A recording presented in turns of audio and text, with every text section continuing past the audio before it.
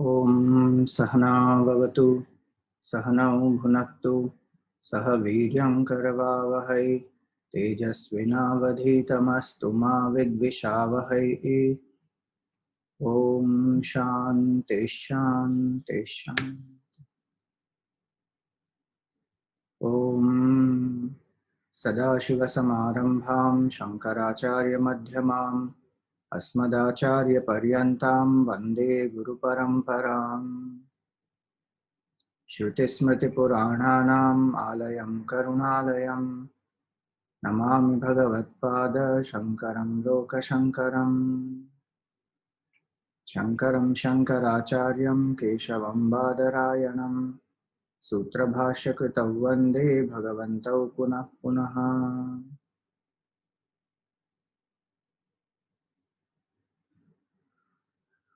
समस्तजनकल्याणे निरतं करुणामयं नमामि चिन्मयं देवं सद्गुरुं ब्रह्मविद्वरम्।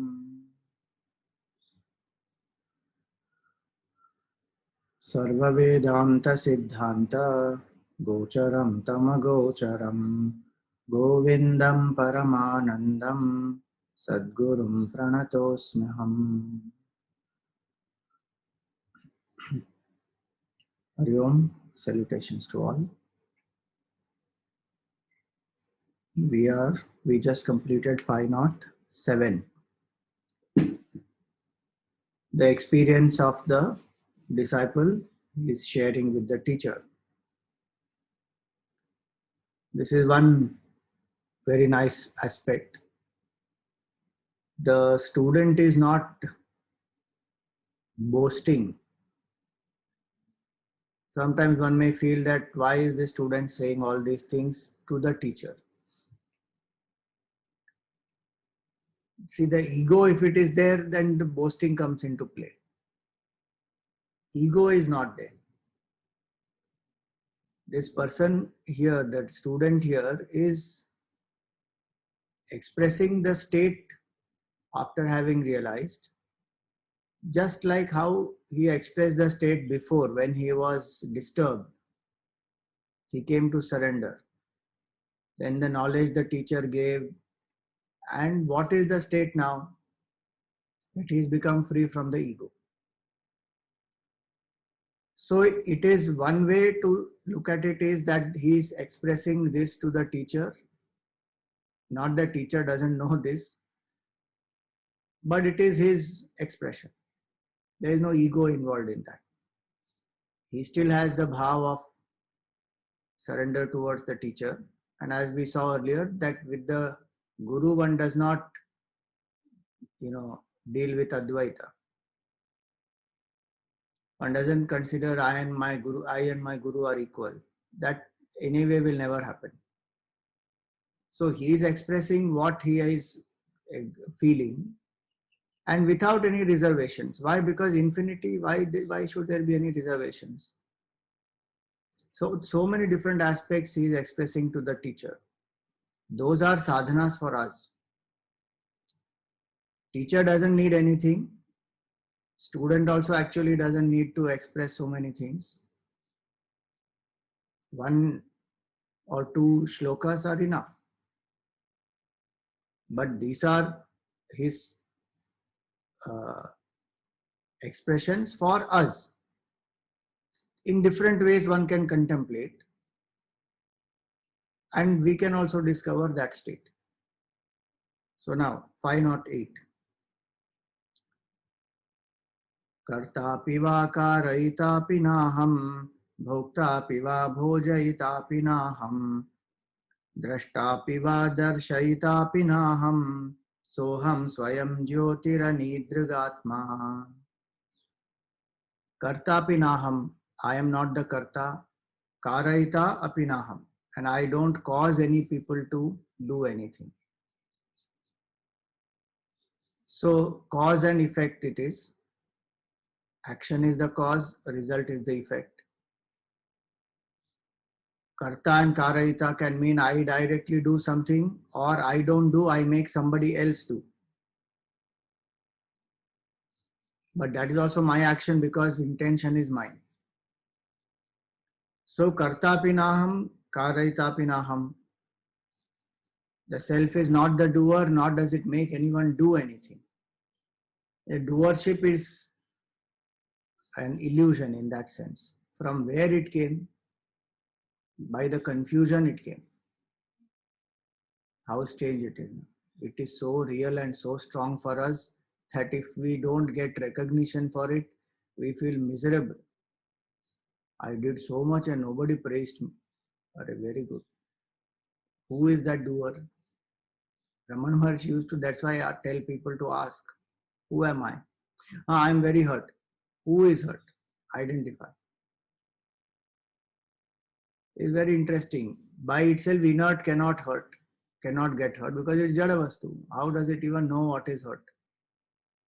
And that which is sentient is beyond all hurts anyways, untouched by anything that we already saw. Superimposition is never affected by, substratum is never affected by superimposition. So who is hurt? The mixture of these two is one confused entity called ego. That ego feels hurt. Which said the entity itself is illusory. Then whatever that entity does is definitely going to be illusory. The dream character in the dream world itself is illusory. Now all the dream actions of that dream character will definitely be an illusion. So when we say that I am the doer, or I only made this person do so many things, without me this person would not have done all this, from where to where I lifted this person. Functionally one may have done something. That is also to console oneself, one says, otherwise functionally that also is not happening from the highest standpoint. Creation only is dismissed, then where is the question of one action or making some other person great by our actions? It's not going to happen. It's not there actually. So kartapinaham, karayitapinaham. This doership has come by this illusory combination. Self and matter. Gurudev used to say that, the unholy wedlock of spirit and matter has given birth to the monstrous ego. Is unholy wedlock of matter and spirit.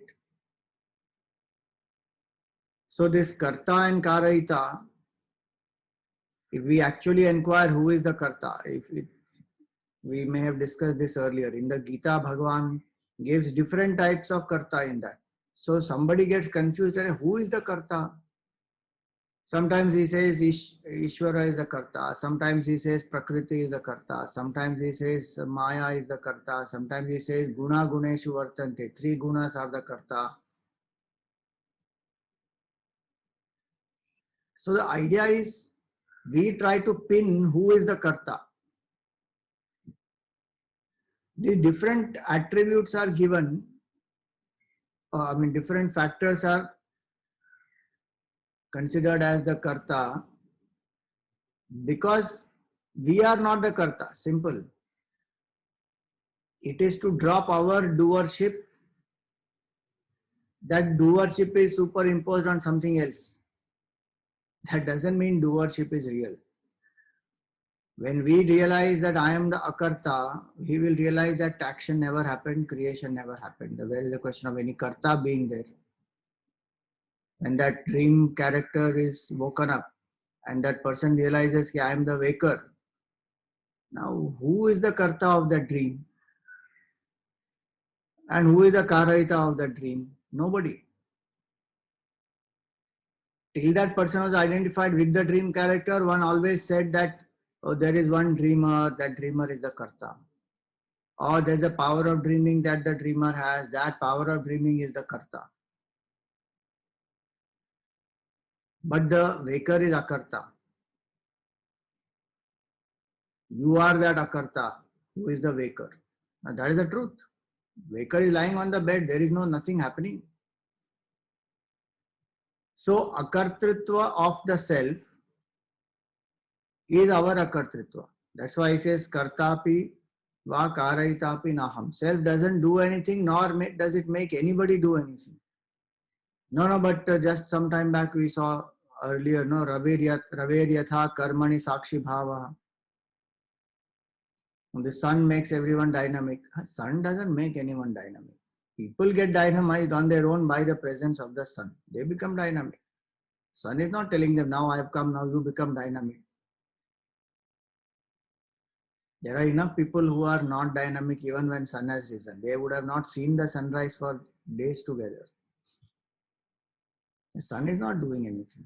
It is presence. In that presence, if people want to do, they will do. It's up to them. So akartritva of the self is very important to understand, because that is my true self. So I am akarta. I am not the doer, nor am I making anybody else do. So if I am not the doer, then I am not the enjoyer also. Bhokta piva bhojayita pinaham. I am not the enjoyer, nor do I make others enjoy. Oh, that means I can do anything. I am not karta, I am not bhokta, means I can do anything. No, it is not irresponsibility. It is to understand.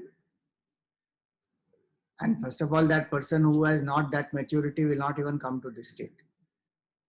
This is only to understand that I am that pure consciousness which doesn't do anything because it is changeless. It can't do anything. But in its presence, everything happens. If we say everything exists. So kartapinaham, karayitapinaham, bhoktapinaham, bhojayitapinaham. These are two asaktis we have. Karma asakti, bhoga asakti. Now we are stuck because of these two. Bhoga asakti is tamasic, karta asakti, karma asakti is rajasic. Jnana is sattvic. And what is that jnana? I am neither karta, I am not the bhokta. Aham bhojanam naiva bhojyam na bhokta. Then who are you? Chidananda Rupa Shivoham Shivoham. So even when karta bhav is there, even when bhokta bhav is there, in us as seekers, our practice should be to say, I am akarta, I am abhokta. Then action is happening what? By the body, mind, intellect. I am not the body, mind, intellect. And so I am able to sit quietly, contemplate on that akarta bhav, bhokta bhav, abhokta bhav, and wake up to the reality. Actionlessness. Of course, that means that one has to have done karma yoga before and upasana before to quieten the mind to at least contemplate on this. With a lot of karma asakti, bhoga asakti, I cannot even contemplate on this. That's why we said that if a person thinks that this is a license to become licentious, no, that person can't come to this state. Karta, I am not the karta, I am not the bhokta.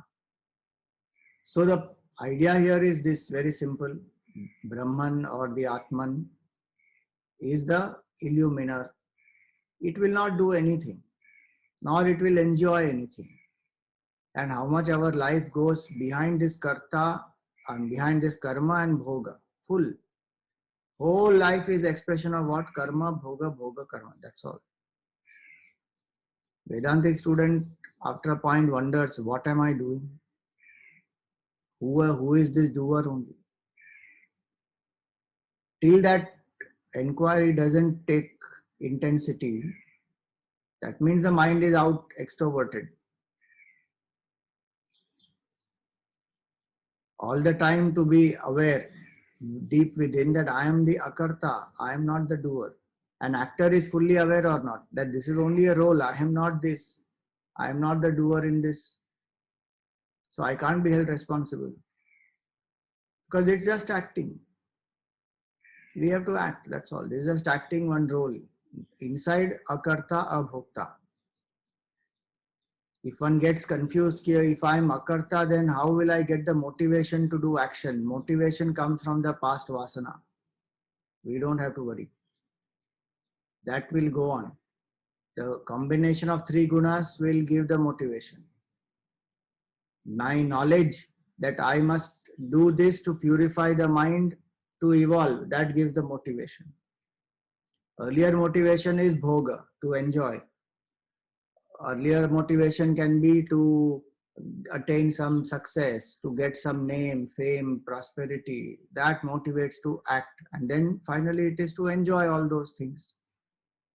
Spiritual seekers' motivation comes from working for a selfless cause or working with attitude of selflessness and dedication, expressing one's own swadharma, exhausting the vasanas, ultimately to realize that I am akarta abhokta. That is what motivates. So the quality of action also may change. Intention definitely changes. Ego boosting is not the intention, ego busting becomes the intention. And finally, that akarta bhav one gets established in. When one even understands very clearly that what is this kartritva bhav. In today's world especially, so we are so much bound by that. Every little thing one has to put up somewhere on the social media. At one stage of evolution, yes, no doubt it is there. As one grows, one has to understand it is just a platform to connect with people. That's about it. But what all happens on that? And for that, all kinds of attacks people keep doing on each other, all kinds of show they do. Who you are and what you portray, such a big difference. And some people get carried away by those social media things also. In certain angle you stand, in a certain type you take a picture and all that. For what? And then so many filters and this and that, and you can do all those things and put it up. Entertainment is one thing, but how many really want it just for the sake of, it's a sport or it's just light-hearted entertainment? Majority, a lot of people are deriving their self-esteem also from there. The number of followers they have, the number of likes they get, oh bapre, is one big maya. And decency sometimes is not even maintained, decorum is not maintained, people abuse, attack, what not they do in that place, exploit. That is another level of extreme completely. So ego projection, ego boosting, it goes on. In the world anyway that keeps happening. Then in this social media age, everywhere it will happen. By itself, again, I am saying none of these are an issue. The platform by itself is not a problem. How one uses it is the issue. And if the attitude is to serve, the attitude is to be truthful, and the attitude is to be able to share what one has, that there is no issue after that. But if one is allowing that to control one's mindset, to alter one's own self-esteem, to derive validation from there because so many people like, that means I am good enough, that is all delusion. It's just a medium to reach people, that's all, nothing more than that. So kartapi na va karayitapi naham. I am not the karta, I am not causing anybody to do anything, I am not the bhokta, I don't cause anybody to enjoy anything. Both these are burdens, kartritva, bhoktritva. Whatever one does in life, whether one achieves success, doesn't achieve, one has big fan following, doesn't have, it really doesn't matter. From the deeper standpoint, what really matters is, am I the self or not? Did I abide in the akarta bhav or not? At some point vairagya will come from the ego itself. Vairagya is not from objects. That is one aspect of vairagya. Vairagya is from this ahankar, small I.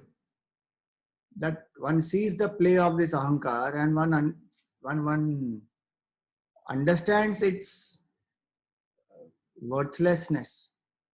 It's all play of ego boosting happening. And to please whom, what am I doing? So many times we do so many things to please other people. and inside one is suffering. It's not worth it at all. Anchoring in the self within, the deepest anchoring is the supreme self. If I can't anchor in the self, at least anchor in Swadharma. Who am I as a person? Swadharma is not about only choosing career. Swadharma is who one is as a person, my temperament based on the three gunas. Anchor in that and act. Then there is no problem.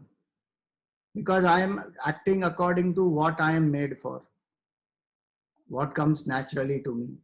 I can learn things on the way, and what I assimilate, which becomes a part of my nature, I act according to that. Not imitating somebody, copying somebody, trying to impress somebody, where I lose myself. That is not worth it. So that alone really matters. Either act out of Swarupa Dharma or act out of Swadharma. These are two choices only available.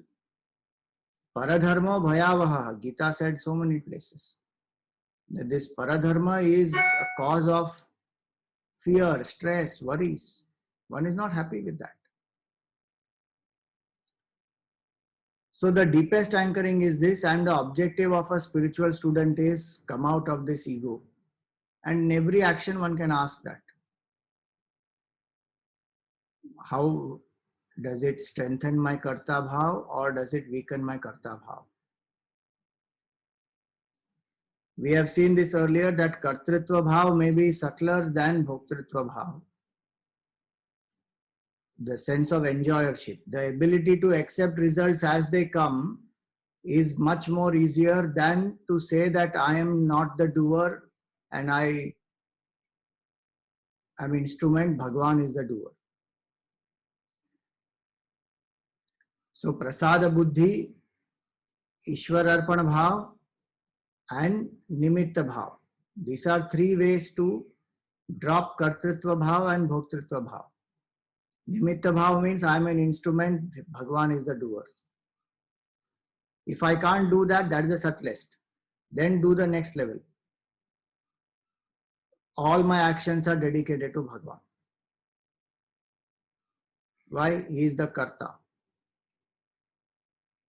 He is the altar of my surrender. I may be the karta, but he is the altar of my surrender. So I am not doing it for I am doing it for Bhagwan. Karma yoga. Or even if that is difficult, then whatever result comes, I accept as his prasad, and it is not to boost my ego, it is his grace, that's all. These three, if I practice, karta bhav, bhokta bhav goes. Oh, then what will be my situation? Life will become so boring, no karta, no bhokta, then what to do? Are jnana, Baba, what a life it is, dedicated to knowledge, living in knowledge, that I am pure consciousness. Look at the life of so many great masters and see what boring it is. Nothing boring. It's amazing life. That's what we want actually. Permanent happiness, to revel in that state is what we want. Complete freedom from sorrow is what we want. In wrong place we are seeking it. It's neither there in the world outside nor it is there in the ego. These two places only I am seeking. Forgetting the source of both these is pure consciousness. So life doesn't become dull and boring. One becomes more alert. One becomes much more operating from within. So there is much more sense of control in that sense also. Because external forces can't disturb. Why? Because I learned to accept, I have learned to dedicate, I have learned to become empty. The higher in us manifests. And that which is highest in us, the self, is infinite, and infinity manifesting through this, amazing expressions happen. Depending on whatever is the prakriti, it will happen. The best part is this, anchored in non-doership, best types of actions happen. How amazing is that? And without any stress, worry, tension, anxiety. What more does one want? Not anchored in this non-doership, we are stressed for action, we are stressed for the result, we are stressed for the result of the result. All the three stresses out. Karma also stresses out, or I have to do so many things, this is not done, that is not done, this is pending, and now to everything is online, there is no timing left, people talk at, call for meeting at any time, and what all keeps happening. My God, there's too many things to handle. So now karma also is giving stress. Then will I get the result or not? That also is another stress. Desired result will come or not is another stress. Now when the result comes, I have to enjoy it. In that enjoyment also I lose out energy. I don't have enough time to enjoy properly because I have many other things to do. So where am I stuck? In Kartritva and Bhoktritva, there is terrific level of bondage. Look at the opposite side. Akarta bhav, one is established in non-doership. I am akarta, I am abhokta. BMI is acting. It will go through what it has to go through. It is its destiny. I am the Sakshi, I am the enlivener. The buddhi which has this clarity and the buddhi which is doing this abhyas of Sakshi Bhav doesn't entertain so many negative thoughts at all. Even if the thoughts come because of Purva Janma Samskar, something, the buddhi will just watch. The Sakshi will just watch. It just goes. Encouraging of that doesn't happen. So no stress. After a point that it dies now because there is no continuous input being given to it. It just comes, it expresses, it dies. Over. Then what happens? That purified buddhi does unbelievable amount of action without any stress.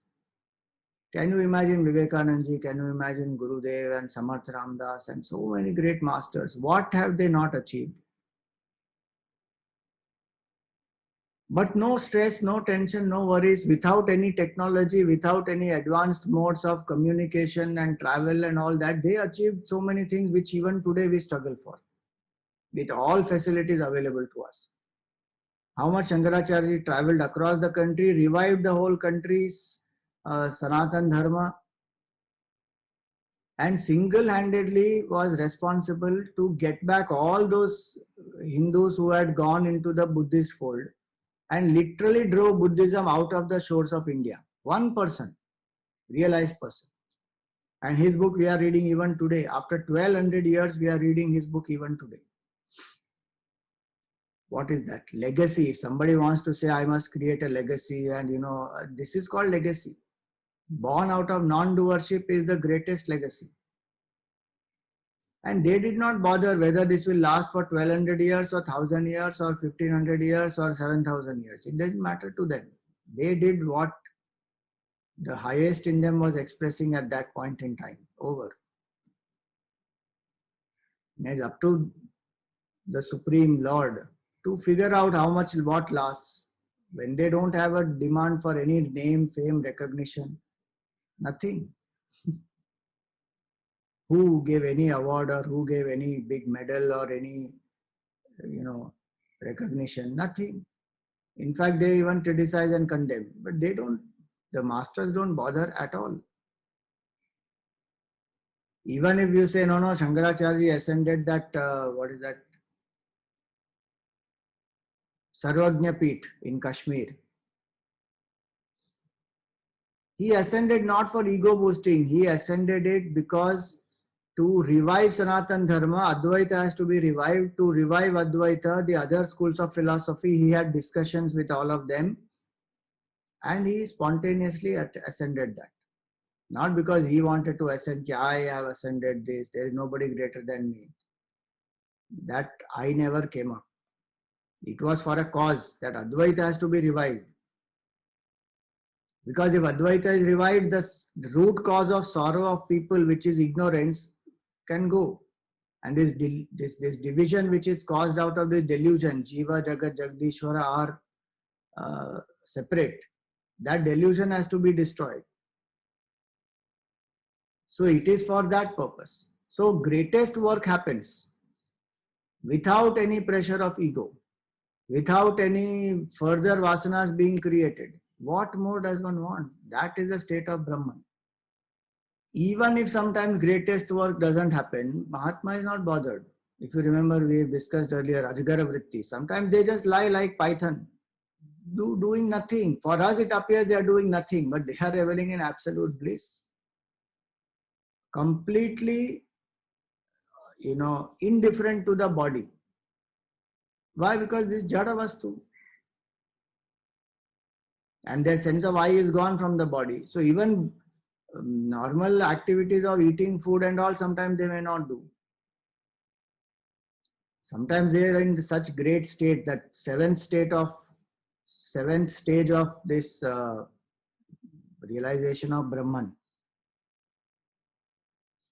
Turyaga it is called, Saptagnana Bhumika. In that Turyaga is that state where the person gets absorbed and never comes back to the body identification. Body will just perish. Both are possibles. It all depends on what had been the Purva Janma Samskar. But both are the same. They both are reveling in the state of bliss. Whether the one person does anything glorious in the world or another person doesn't do and is just absorbed in that, both are experiencing the same. Internally, that state is the same. So this is the beauty of being akarta, abhokta. Kartapi naham, karayitapi naham, bhoktapi va, bhojayitapi naham, drashtapi va, darshayitapi naham. Oh, now this is difficult line. Till now I thought I am the drashta. Now this is saying drashtapi va, darshayitapi naham. I am not the seer, nor do I make others see. Are drashtapi naham means, till now you said, Swamiji, we are drashta. Now we are not drashta also. What is all this happening? Confusion complete. So many verses are Sakshi, Sakshi, Sakshi. Now you're saying I am not Sakshi also. I am not Drashta. I am not the seer. Sometimes the disciple gets frustrated like that. Who am I then? I am not this, I am not this, I am not this. You are going on negating everything. Who you are, that you will come to only after negating everything. What remains? That is self. Can't even say that is self because those are just words. That's why it can be only experienced. Nobody can tell what it is. Come to experience that state. No, why I am not the drashta? Drashta I can be only when this buddhi gets illumined by consciousness. Then I am a witness. That which further identifies with the mind and the body, then this jiva bhava is come. Now I forgot that I am a sakshi and this jiva bhava is mithya. So to detach me from the jiva bhav, it is said I am the sakshi, I am the sakshi, I am the sakshi, and it is a fact. As long as the jiva bhav is there, I am not the jiva, I am the sakshi, that is a sadhana to be done. But when that person detaches from all which is seen, and one is withdrawn from all which is seen, not just at the external level, one is practicing I am a sakshi, saying that I am a sakshi during action. That is one aspect. But in contemplation, when one has withdrawn from all activity, one is sitting quietly, the thoughts which come, I am a sakshi of those also. I am a sakshi of steady contemplation also. Then I don't feed any of them. As the seer, I am an observer. Thoughts come, thoughts stay, thoughts go. After some time, there is no thought. There is nothing. No duality exists. If there is nothing to see, then the seer also is not there. The identity that I am a seer is not there. Only something is there to see, then there is... No, Swami, there is nothingness to see. Some intelligent student will say that. There is an absence. I have to observe the absence.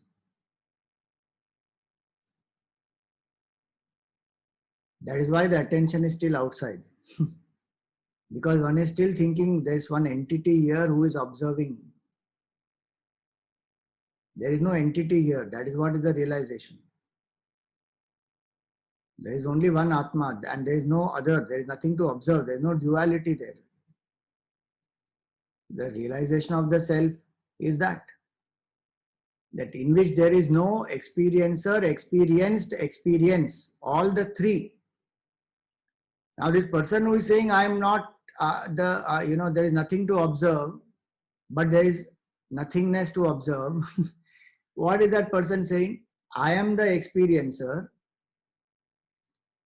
And what is the object of experience? Object of experience is shunya, nothing.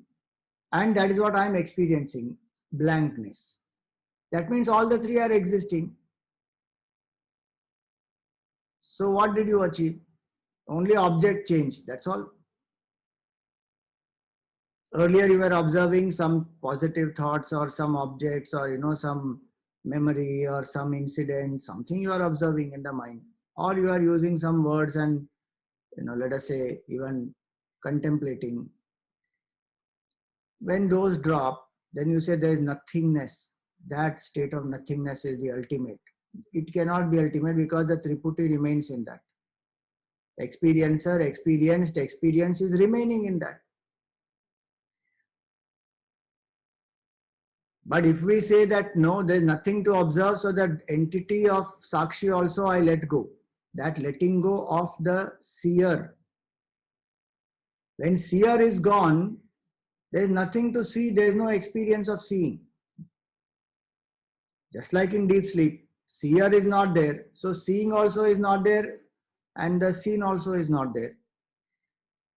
So we don't know. Only problem is in that state there is ignorance, so we don't know at that point in time what is that state. But when we get up, then what do we realize? I had a power nap, I slept. I had no idea what is going on. I got knocked out. And that state was so nice, blissful. Why? Because these three went away. Seer, seen, seeing, gone.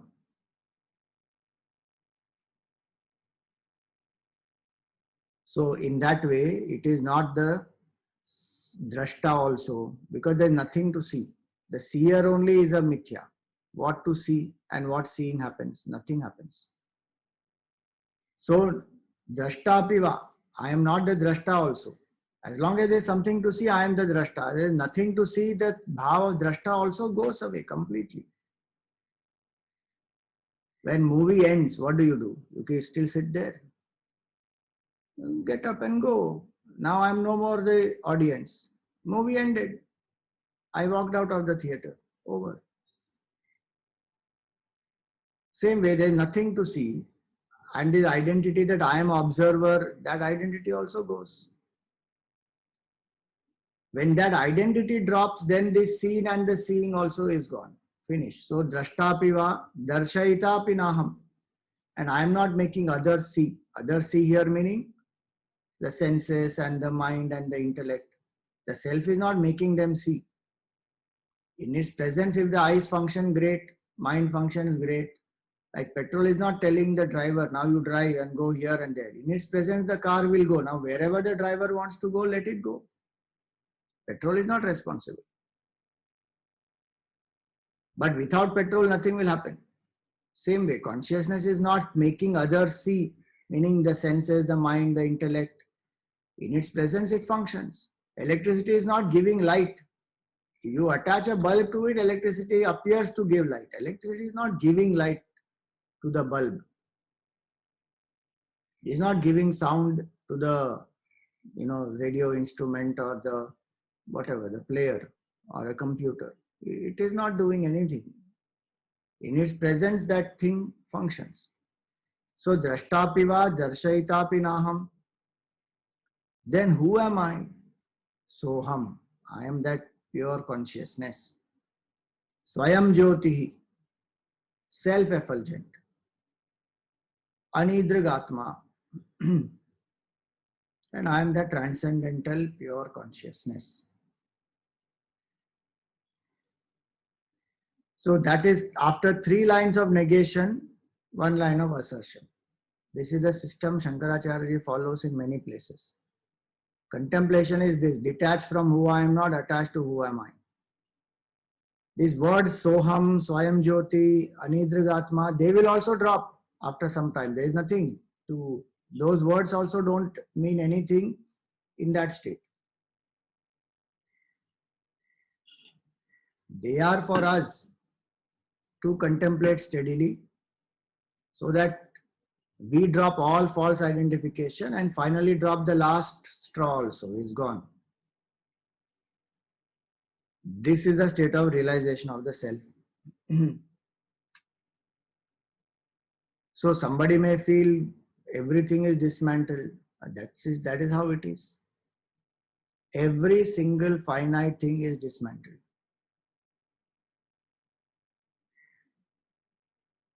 Step by step it happens, not because there is a process for realization. Realization is not any process. Realization is our state even now. The process is to dismantle. Why? In the world, if you dismantle something, suppose a building has to be demolished. With a lot of careful planning, it has to be demolished so that otherwise it will create a lot of pain for everyone else. So that's the example in the world. So they will do controlled implosion, means the building will fall inside and it will collapse, or explosion. But they have to plan it properly. Building has become old, nobody is staying there, and some new construction has to come up, then they will plan like that. But in a natural calamity, the building just collapses. How many people's lives are gone? So in Vedanta also it is like that. We have built this structure, this ego structure, very systematically over so many lives. Suddenly it cannot be destroyed. It will create a lot of confusion.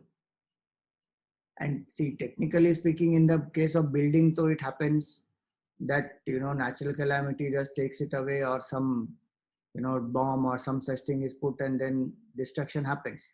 But in Vedanta, it cannot happen like that. Suddenly one will never realize self. It is not just like that happening. Step by step, Mala has to go, Vikshep has to go, then Avarana will go. The impurities have to go, wandering of the mind has to go, then the mind is steady for contemplation, then this ignorance also goes. And where? Through knowledge in the buddhi. Ignorance is in the buddhi, knowledge is also in the buddhi. Atma is illumining all this. Atma is never affected by ignorance or knowledge, both. It is beyond all the dualities. So step by step it will undo all the different layers, so that finally when that ego has to be dropped, it is simpler to drop. It is not like massive explosion. If one removes, floor by floor by floor, then one last floor is remaining. It doesn't, destroy, doesn't create such impact, destructive impact. It doesn't create. You remove step by step. That is what this is. Step by step, all the false notions keep going away. And then finally that seer also is dropped. Ramana Maharshi used to give the example of this stick. The undertaker, no, what do you call that person? Undertaker is somebody who helps to bury the body.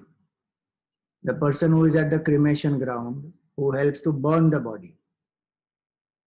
So this burning the body, this person keeps the body on the fire, and then the fire is lit, and the person has a stick in the hand. Now with that stick, the person will keep, if the body keeps coming out or the head keeps coming up or whatever happens, the person will keep putting the body back. It has to burn properly. And that stick also finally that person will throw away it. That also will burn with it. Same thing. I am the Sakshi is the stick. With that, burn that whole thing properly, ego. Then drop that also. Who are you? Soham. Then drop that Soham also. Who are you? Nothing to say. That's why ultimate state is shanti, silence. Can't explain what is infinity. Word infinite also is incapable to explain what is infinity. They are words. What will words do? Moving ahead. Chalatyupadhau pratibimbalaulyam aupadhikam mudhadhiyo nayanti swabimbabhutam ravivad kartasmi bhoktasmi hatosmi heti. It says Chalatyupadhau pratibimbalaulyam. When the upadhi is moving, the pratibimbalaulyam, there is a resultant movement that happens. Aupadhikam mudhadhiyo nayanti. And they think that the upadhi is moving. But that is not true. Like example given here is Svabimba bhutam ravivat vinishkriyaha.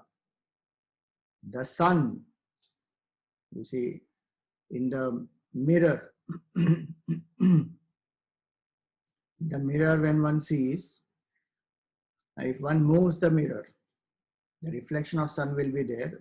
When the mirror is moved, it appears as though reflection is moving. And the deluded people will think that the sun is moving. Are upadhi is moving. So the reflection in that appears to be moving. The sun is standing there only. I mean, it is there. It is not moving. Ravivad vinishkriya. It is not doing anything. In that way, the self is identifying with this equipment of BMI, reflecting in this equipment of BMI. Now the BMI does action, but the doership is superimposed on the self. The BMI goes through enjoyership, but that enjoyership is attributed to the self. Self has nothing to do with it. Kartasmi, bhoktasmi, hatosmi, heti. And one says, I am the doer, I am the enjoyer, and I am killed. One cries. Heti means ha iti. Ha is the expression of grief. Ha. So, confusion that is. The sun is up there, but the person is thinking the sun is moving. Like we think ourselves also. Now we sit in the car. We are not doing anything. Car is moving. Car has traveled some 150 kilometers, but who is tired? I am very exhausted. I traveled 150 kilometers. Very good. Car traveled. You were sitting happily inside and sleeping and snoring away to glory. But you feel exhausted. Why? Karta bhav. No, Swamiji, in that at least, 150 kilometers, so many hours I was sitting, so that limitation of example. Whatever happens to the upadhi doesn't happen to me. Simple logic. No, but Swamiji, if I am the upadhi, then that is the problem. No? I am the upadhi is the problem. I am not the upadhi. I am not the conditioning at all. I am the pure consciousness. And I have to keep detaching myself to say I am not the upadhi. Otherwise the bhav will be I am the karta, I am the bhokta. Oh God, I have so much of stress, I have so much of worries. This has to be done, that has to be done. Restless the mind will be. And I have the choice. Either I identify with that restlessness or I step back and say mind is restless, not me. And mind will do what it needs to do. Who am I? I am Sakshi. I am beyond Sakshi, that Brahman, indescribable. But at least let me hold on to that Sakshi. Observe. Most fantastic things happen when we observe this BMI. That is called self-observation. Self-observation and self-inquiry go together. The more I step back and I observe the play of this whole mind and the body and then the intellect, one starts wondering, who am I? This is the BMI. Till now I thought I am the BMI. Now I am not the BMI. I am an observer of the BMI. Then who am I? That is self-inquiry. The more I observe by detaching from the BMI, the more intense the self-inquiry becomes. And more intense self-inquiry becomes, more detachment from the BMI will happen. They will go hand in hand. Ramana Maharshi is a champion of this self-observation, self-inquiry. One literally watches the play of the ego, how the ego thrives, how the ego feeds on the names and forms. Saddarshanam, he says this beautifully. Ramana Maharshi describes this in Saddarshanam. That ego thrives, the food that it eats is names and forms, and it keeps bloating and keeps becoming big. Observation is to observe that very carefully. How the thought rises, how it builds up, and how it is sustained, and then it will go. Observe. Just like we stand on the banks of the ocean and observe the waves rising and falling, and we feel so delighted. Oh, such a nice wave. Or hey, such a big wave came. When big waves come, we feel more thrilled. But in life, it is ulta. I am not standing apart. I am inside that big wave. So when big wave comes, I am excited, elated. And when it falls, also crashes, I also fall. All the time, there is one Sakshi in me which is observing all this, but my identification is not with that. So I am falling and rising with the wave. So emotions will rise, upsurge will happen, and lot of drama will happen, and then again it will subside. Again, after some time, one more will rise. It just goes on and on and on. It's very strange, this whole thing is. If you go to play in the ocean, one loves to enjoy and, play in the ocean and waves and all that. Sometimes one goes to take bath and all that. So after 1 or 2 hours, one gets tired because also the water is salty water. So the salty water you place for a long time, then the ice and all will burn. So one has to come out of it quickly. One can't be there for a very long time. But in the ocean of samsara, one is going on life after life after life. And the best part is one is not feeling exhausted. And some people who feel exhausted are not wanting to come out still. How strange is that? In the physical ocean, I play for some time and I am tired. After that, the sleep that comes, oh, exhausting it is. That sleep also is to relieve that exhaustion and one feels very fatigued. Many of you must have done it, you know it. We were, as children, they used to take us sometimes in Chennai, and that is a big luxury, you see. Because Chennai climate is hot, hotter and hottest. And only time rain comes is Deepavali time. Spoil all our crackers. So picnic and all will be, there's one place there, some VGP it is called. So some Sunday or something, one drives early morning, some 2 hours, one just takes and goes there and play in the beach there. Take bath there. And that time they used to have that, we will be fascinated. Now it has become quite common, but 12 feet dosa, family dosa, big one. So take bath there, then come back, take bath in the ocean, come back and take a proper shower and then have food there and then one sleeps. If one is staying overnight there, then one sleeps there only. Otherwise one comes back, one is very tired. Depends on how much one has played there. The more one has played inside that, the more exhausted one is. Samsara, to life after life, we are playing round and round. We are going in this samsara. No sign of any exhaustion at all. One wants more, dil mange more. It goes on. Maya of Bhagavan is fantastic. So that's how life goes on. Kartaham, bhoktaham, hatosmi, I am killed, I am born, I am successful, I am this, I am that. And one is not exhausted of this I at all. Best part is people are exhausted of us, we are not exhausted. People say, enough, this fellow goes on bragging about himself, or enough, I have dealt with you. Even if that person is not bragging, we get tired of people or not. And then we say, I want my space, just let me be. So people get tired of us, but we don't get tired at all. We are going through samsara without getting tired. In that way, our stamina has to be really appreciated. Spiritual stamina in that context. One is just unendingly going on in the cycle of birth and death. No pause, no rest, no respite, nothing. Just go on and on and on, birth after birth after birth. How many already taken? Minimum 84 lakhs already over. Marathon, na? In the world, one has to train to, build the stamina for a marathon. Here, though, no training, nothing. One is just going on. Continuously it is going on. No break at all. One gets tired, that person is called mumukshu. Bas, enough now, what is all this?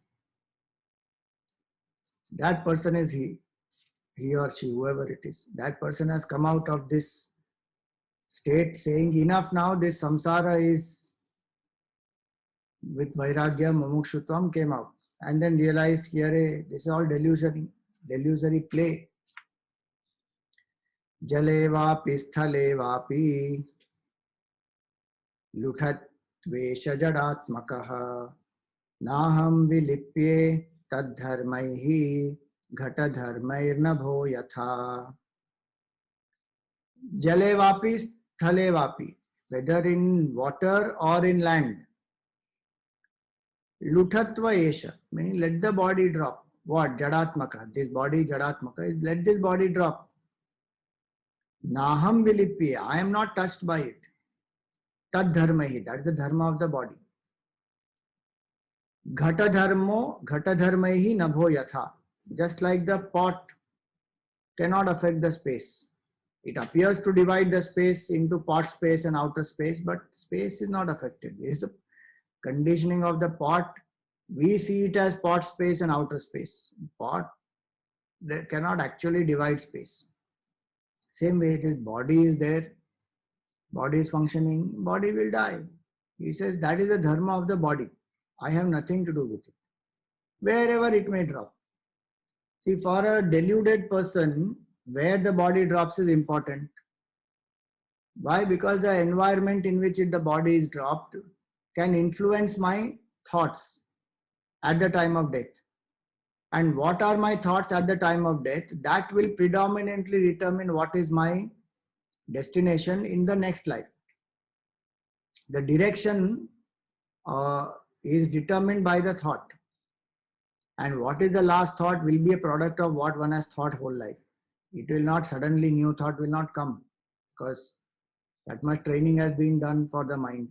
So for an ordinary person, that's why they say, body is to be dropped in Kashi or some sacred place. The only reason is that in other places where we feel that this is my house, my children, my property, the minus is strong.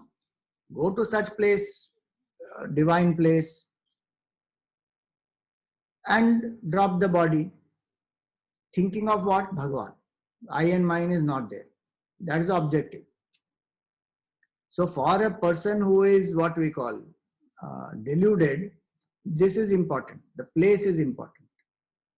For this person who is realized, makes no difference. He says that is the body's dharma. Wherever it has to drop, let it drop. I don't care. Because that is the dharma of the body. I am untouched like the sky. So for today, we will stop here. Om Purnamada Purnamidam Purnat Purnamudachyate Purnasya Purnamadaya Purnameva Vashishyate. Om Shanti Shanti Shanti. Harihi Om Shri Gurubhyo Namaha. Harihi Om.